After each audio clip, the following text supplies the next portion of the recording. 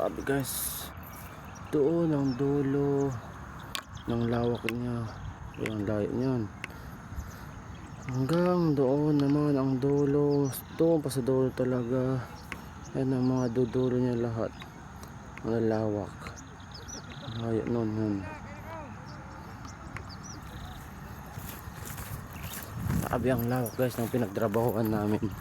Ang ilalagay namin dito solar. Yan o yung mga ginagawa namin. Punta din tayo doon. Pakikita ko sa inyo kung anong ginawa namin guys.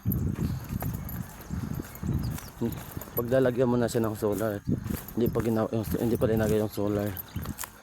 Dito kami gumagawa. Yun ang mga kasama ko. Yun ang mga kasama ko.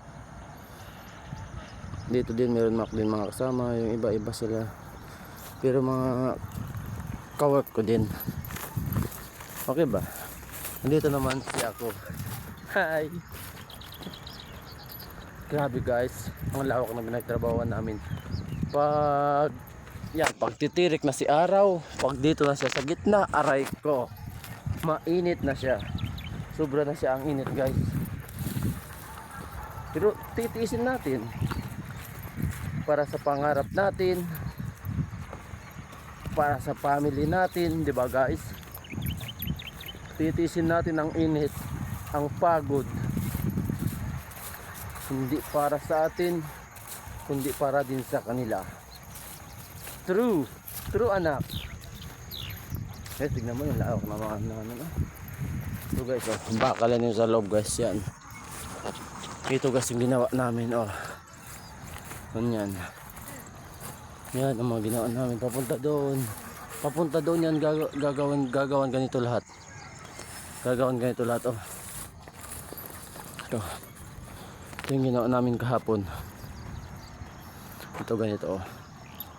Yan, ganyan, papunta dun. Yun din ang ginawa ng mga iba, oh. Yan. Oh, ito ka to, ah. Team tabat to. Yun na, papunta na sila doon sa mga lugar kung saan sila nagtatrabaho. Dito naman kami. Yan, diyan naman kami. Yan.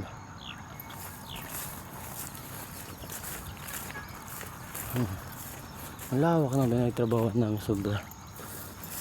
Okay lang naman yung trabaho, sa init lang. Hulog pa si helmet. Sa init lang guys. Init lang talaga. Yan guys. Nakita nyo naman sila, si Lito Lapid. Nandito na siya. Dito sige. Nakita nyo naman kasi pinagtrabaho namin ang lawak. Sa init lang kami napapagod. Okay lang yung trabaho, sakto lang, pero sa init talaga. Talaga siya. Kasama ko dyan. Yung sa truck.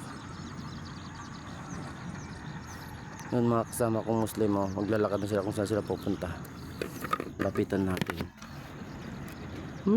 Yan mga Muslim guys. Like me Muslim Tausug. Assalamualaikum sa inyong lahat. Okay na guys, bye bye. Bye bye guys.